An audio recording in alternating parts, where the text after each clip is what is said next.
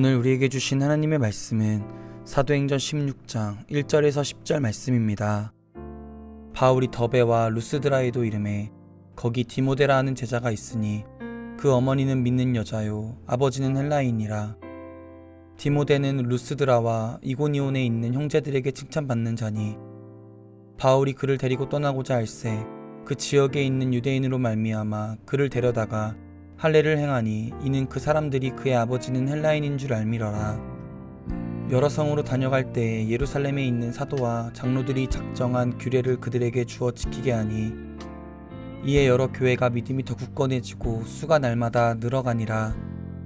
성령이 아시아에서 말씀을 전하지 못하게 하시거늘 그들이 부르기아와 갈라디아 땅으로 다녀가 무시아 앞에 이르러 비두니아로 가고자 했으되 예수의 영이 허락하지 아니하시는지라. 무시아를 지나 드로아로 내려갔는데 밤에 환상이 바울에게 보이니 마게도냐 사람 하나가 서서 그에게 청하여 이르되 마게도냐로 건너와서 우리를 도우라 하거늘 바울이 그 환상을 보았을 때 우리가 곧 마게도냐로 떠나기를 힘쓰니 이는 하나님이 저 사람들에게 복음을 전하라고 우리를 부르신 줄 인정함이러라. 오늘 이 말씀에 많은 은혜 받으시기 바랍니다.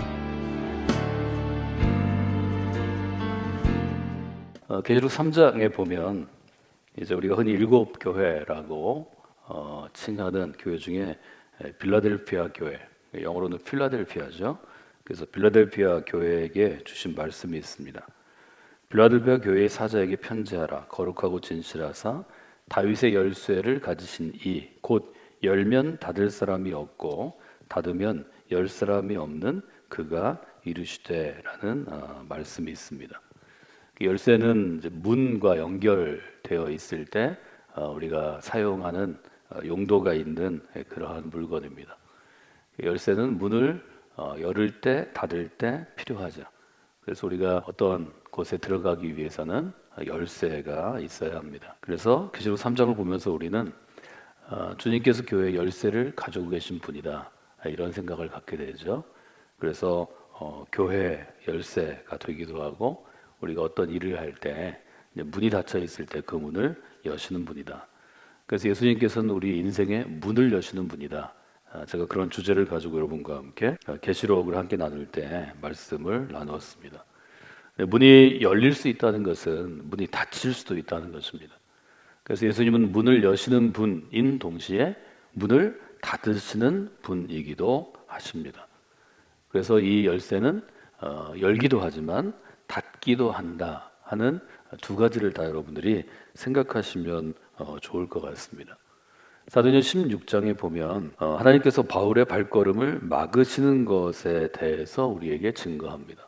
6절에 보면 성령께서 아시아에서 말씀을 전하지 못하게 하시거늘 이라고 기록되어 있습니다. 이것은 이제 앞부분에 있는 사도행전의 앞부분에 있는 하나님이 바울을 택하실 때 바울은 내가 택한 그릇이다 이렇게 말씀하시는데 사도행전 9장에 이제 바울이 등장하죠. 주께서 이르시되 가라, 이 사람은 내 이름을 이방인과 임금들과 이스라엘 자손들에게 전하기 위하여 택한 나의 그릇이라. 그래서 바울에게 예수님께서 주시는 일종의 인정은 나의 그릇이라는 것입니다. 그래서 저희가 쓰임받은 인생이라고 고백할 때 여러분에게 신앙의 아주 중요한 가치에 대해서 말씀을 드릴 때 우리가 주님의 손에 붙잡혀서 주님께 쓰임받는 그릇으로 우리가 쓰임받는 것, 사용되는 것, 이것이 가장 복되고 아름다운 인생이다 이렇게 말씀을 드렸는데요. 이것은 여기에 택한 나의 그릇이라 하는 것으로부터 시작된 것입니다. 그래서 바울에게 약속하십니다. 너는 나의 그릇이 될 것이다. 너는 나의 그릇이 돼서 사람들 앞에 설 텐데 첫째는 이방인이고 둘째는 여기 임금이라는 것은 지금처럼 뭐 큰 단위의 국가라기보다는 일종의 조금조금한 도시들의 왕입니다. 그래서 왕 앞에 서게 될 것이고 또 유대인들 앞에 이스라엘 자손 앞에 서게 될 것이다. 이렇게 말씀하시죠. 그래서 바울에게 주신 새로운 명령이 무엇인가 하면 이방인과 임금과 이스라엘 자손 앞에서 복음을 전하는 것입니다. 그런데 이 복음 전하는 일을 맡긴 바울이 복음을 전하기 위해서 계획을 하잖아요. 그래서 우리가 바울의 전도 여행 혹은 선교 여행 이렇게 부르는데 그 계획을 해서 도시마다 바울이 가는 것을 계획을 이제 미리 세웁니다. 그러니까 바울은 굉장히 전략적인 리더십이기 때문에 그냥 아무데나 갔다가 뭐 내일은 동쪽으로 가지, 한 달 후에는 서쪽으로 가지 이런 사람이 아니고 어느 도시를 거치고 그 도시에는 어느 정도 머무르면 되고 이런 여행 계획표가 아주 분명한 사람입니다. 그런데 사도행 16장에 이르러서 바울이 세운 계획을 성령께서 막으셨다. 사도행전은 이렇게 우리에게 얘기합니다. 아시아에서 복음을 전하지 못하게 막으셨다라고 얘기하는 이 부분이 헬라어로 보면 잘라버리다 그런 뜻입니다. 하나님이 바울의 계획을 잘라버리셨다는 거죠. 바울이 계속 연이어서 도시에 도시를 지나가서 전도 여행을 하는데 그 중간을 잘라버리신 것입니다. 이것은 쉬운 일이 아닙니다. 아시는 것처럼 바울은 예루살렘 교회에서 영향력을 발휘하기를 본인은 원했겠지만 예루살렘 교회를 일종의 이끌어가는 베드로나 또 예수님의 사랑을 받던 제자들이 허용하지 않습니다. 왜냐하면 사울이라고 불리우는 바울의 인생은 예수님과는 적대적인 관계이기 때문입니다. 그는 예수님을 핍박하던 자였고 예수님을 따르던 사람들을 체포하던 사람이었고 어려움을 주는 사람이었고 고통을 주는 사람이었습니다. 도무지 그가 예루살렘 교회의 일종의 목회자가 된다는 것은 생각할 수도 없는 일입니다. 바울이 선택할 수 있었던 것은 유대 땅을 떠나서 예루살렘을 떠나서 로마 제국에 있는 어느 도시인가를 찾아가서 그리스도의 복음을 전하는 것 외에는 선택의 여지가 없었습니다. 사도행전은 바울을 이방인의 사도라고 부르는데요. 바울은 이방인의 사도가 될 수밖에 없었습니다. 그는 이스라엘에 뿌리를 둔 유대인들에게는 일종의 적입니다. 원수입니다. 그들에게 그리스도의 복음을 전할 수는 없었습니다. 사도행전 16장 저희가 읽어본 1절로부터 5절에 보면 바울이 짝을 이루어서 처음에는 바나바와 그 다음에는 여러 자기를 돕는 동역자들과 함께 로마의 제국 도시들을 순회하는 것을 볼 수 있죠. 16장 1절에 보면 바울이 더베와 루스드라의 이름에, 그래서 거기서 디모데라 하는 제자가 있으니 디모데를 만나는 장면을 우리에게 알려줍니다. 디모데의 어머니는 믿는 유대인이었고 아버지는 헬라인이었습니다. 그래서 우리는 디모데에서 여기서 알 수 있죠. 디모데가 혈통으로는 유대인의 혈통을 어머니로부터 받았지만 순전한 유대인이 아니라는 걸 알 수 있습니다. 그래서 바울이 디모데를 일종의 후계자로 선택했을 때 순수한 유대인들은 반대했을 것입니다. 왜냐하면 그에게는 헬라인의 피가 흐르고 있었기 때문입니다. 근데 2절에 보면 디모데는 루스드라와 이고니온이라는 도시에 있는 형제와 자매들에게, 교인들에게 칭찬을 받는 사람이었습니다. 바울이 사람을 선택할 때, 또 사도행전이 사람을 선택할 때, 새로운 사람을 선택할 때 보는 것 중에 하나가 무엇인가 하면 다른 사람의 인정을 받는 사람인가 합니다. 교회 안에 많은 사람들이 있습니다. 여러분들이 생각해야 할 것은 함께 신앙생활하는 동료들이 여러분을 그리스도인으로 인정하는가 합니다. 그 인정을 못 받는 많은 분들이 그렇게 얘기하는 걸 종종 듣습니다. 주님이 인정하시면 되죠. 여러분, 주님이 인정하시는 사람은 교회도 인정해야 합니다.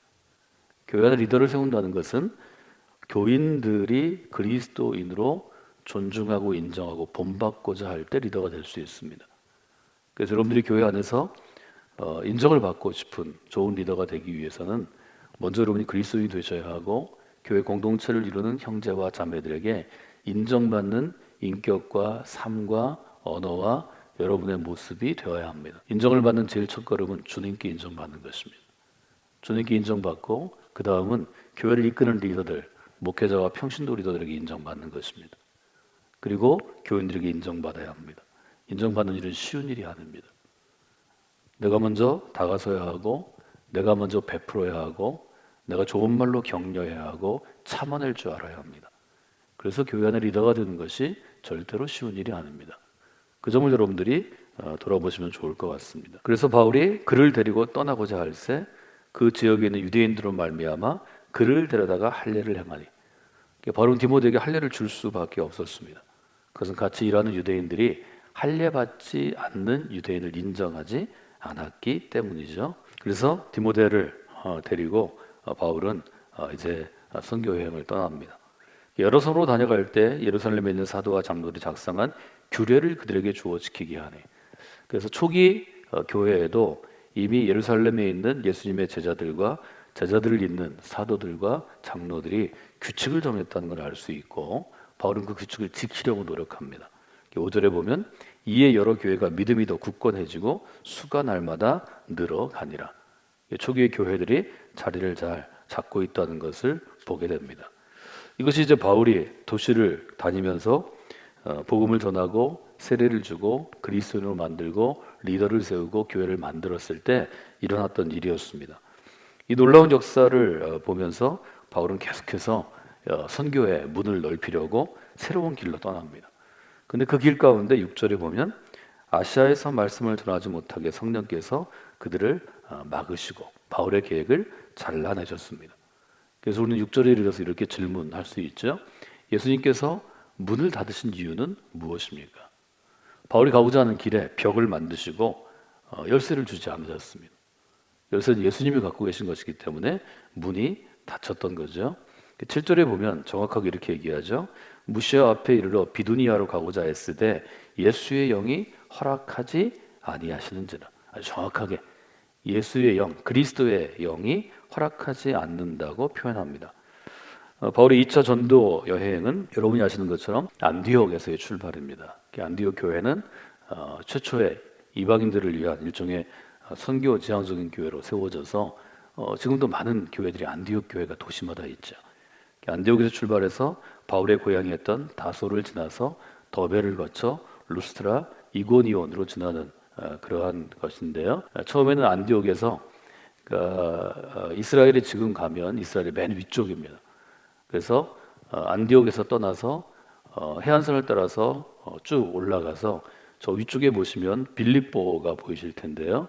빌립보까지 갔다가 그 다음부터는 아덴으로 내려와서 또 배를 타고 건너가고 그래서 육지와 배로 가는 길이 적절하게 안배가 되어 있다는 걸 알 수 있고요. 그 팔레스틴 전체가 바다를 중심으로 이렇게 쭉 동그랗게 되어 있기 때문에 몇 번 여러분들 지도를 보시고 직접 그려보시는 게 좋습니다. 그려보시면 그 당시에 도시들이 있고 도시와 도시를 잇는 길들을 로마 제국이 놨기 때문에 그 길을 따라 바울이 선교 여행을 했다 하는 것을 여러분들이 돌아보실 수 있겠습니다. 한국교회에서 우리가 자라나면서 제일 많이 들었던 일종의 신앙의 교훈은 문을 여시는 하나님입니다. 내 앞에 닫혀진 문을 하나님께 나아가면 하나님이 그 문을 열어주십니다. 우리는 그런 도전을 많이 받았고 내가 원하는 대로 문을 열어주시는 것이 하나님이 하시는 일이고 내가 원하는 대로 문을 열 수 있게 하는 것이 당신의 신앙이고 신앙의 아주 중요한 열쇠라고 도전을 많이 받았습니다. 여러분 실제로 여러분의 인생을 돌아보시면 하나님께 쓰임받는 인생으로 살아가시면 여러분이 원하는 대로 문을 열어주시는 하나님을 경험하는 것보다 내가 원하지만 간절히 원하지만 문을 닫으시는 하나님 앞에 서 있을 때가 훨씬 더 많이 있습니다. 여러분이 정말로 하나님의 뜻대로 쓰임받기를 원하신다면 이 점을 받아들일 줄 알아야 합니다. 여러분 만약에 내가 원하는 대로 가고 내가 원하는 길을 가고 내가 원하는 대로 문이 열린다면 그것은 하나님의 뜻일까요? 아니면 나의 뜻일까요? 이 두 가지가 좀 상치되고 모순될 수 있다는 것을 여러분이 이해하시는 성숙함이 좀 여러분 가운데 있으면 좋겠습니다. 내가 원하는 대로 내가 원하는 길을 가게 하시고 내가 원하는 대로 문을 여신다면 그게 과연 어떤 뜻을 따라 사는 인생일까? 그것은 나의 뜻은 아닌지를 좀 돌아보시면 좋을 것 같습니다. 여러분이 하나님의 뜻을 구하고 하나님의 뜻을 따라 살려고 노력하면 노력할수록 내가 원하는 길, 내가 원하는 문은 닫힐 때가 많아야 정상입니다. 중요한 것은 하나님이 문을 닫으실 때 내가 좀 원하는, 가고자 하는 길이 있을 때 하나님이 문을 닫으실 수 있습니다. 여러분이 인정하기 싫을지라도 문을 닫으시는 하나님을 체험하셔야 합니다. 아니 어릴 때부터 굉장히 많은 부분에 하나님이 여기까지 여러분을 인도하실 때 문을 닫으실 때가 많습니다. 중요한 것은 문을 열어주시는 하나님만을 바라보는 신앙은 거기에 멈추기 쉽다는 것입니다. 나는 이 문을 원하는데 하나님 열어주시지 않아요. 그러면 20살 때도 30살 때도 40살 때도 그 문 앞에 머물러 있는 사람들이 있을 수 있습니다. 이것은 퇴보하는 신앙입니다. 이것은 머물러 있는 신앙입니다. 이것은 후퇴하는 신앙입니다. 하나님이 문을 닫으시면 하나님 이 문을 닫으셨는데 제게 새로운 문을 보여주세요. 이렇게 방향을 전환하시는 게 중요합니다. 하나님이 문을 닫으실 때는 이유가 있으신 것입니다. 문을 닫으시는 이유를 잘 알고 하나님이 문을 닫으실 때는 다른 문을 여시는 것입니다. 여러분이 그런 성숙한 가운데 나아가시면 좋겠습니다. 저는 여러분에게 내가 원했던 문이 닫혀질 때 세 가지 정도는 여러분이 반드시 하시라고 제가 말씀을 드렸습니다. 여러분 예수님 잘 믿으시고 교회에서 여러분 헌신하고 충성하고 바른 마음으로 살아가도 내 인생의 문이 닫힐 때가 많이 있습니다. 그때는 하나님의 뜻을 구하셔야 합니다. 그래서 저는 오늘 여러분이 묵상할 신앙의 주제를 새로운 문이라고 이름을 붙였습니다. 닫힌 문 앞에서 열쇠를 달라고 너무 오래 기도하지 마십시오. 하나님이 문을 닫으실 때는 적어도 세 가지를 생각하셔야 합니다. 첫째는 문을 닫으신 것을 인정해야 합니다. 하나님 이 문은 닫으셨구나. 빨리 알아차려야 합니다. 두 번째는 문을 닫으신 이유를 좀 알 수 있으면 제가 알게 해달라고 기도하시는 게 좋습니다. 무릎 꿇어야 합니다. 하나님 이 문이 닫혔습니다. 제가 좀 하나님의 다음 사인 제가 좀 알기를 원합니다. 무릎을 꿇으시고 그 다음에 하나님의 인도하심을 구하는데 대부분 여러분에게 주시는 말씀의 등불을 찾으려고 노력하셔야 합니다. 이 말씀의 등불은 여러분이 매일 말씀을 붙잡고 씨름하시면 알게 됩니다. 세 가지가 말씀드렸어요. 인정하라, 문이 닫혔음을 인정하라. 두 번째는 무릎 꿇어라. 하나님 문이 닫히신 이유를 제가 좀 알 수 있을까요? 세 번째, 하나님의 인도하심을 제가 기다립니다. 바울이 무릎 꿇어 기도하는 가운데 하나님은 환상으로 바울을 인도하십니다. 마게도냐 사람이 일어나서 얘기하죠. 와서 우리를 좀 도와주시면 좋겠습니다. 10절에 보면 이 요청이 바울의 길을 바꾸었다고 얘기합니다. 바울이 그 환상을 보았을 때 우리가 곧 마게도냐로 떠나기를 힘쓰니 이는 하나님이 저 사람들에게 복음을 전하라고 우리를 부르신 줄로 인정함이러라. 여기 보면 바울은 하나님 앞에서 닫힌 문이 있음을 인정하고 무릎 꿇고 말씀을 기다린 다음에 환상을 보자 곧 그리로 떠나갑니다. 쉬운 일이 아닙니다. 당시에 그에게는 황당한 일이지만 지금 우리가 볼 때는 뭐 그럴 수 있는 일이죠. 이미 바울은 길을 떠난 사람입니다. 어느 도시에 가든지 누구를 만나든지 그리스도의 복음을 전하고 그로 예수의 사람이 되게 하는 것, 그것이 바울의 삶의 목적입니다.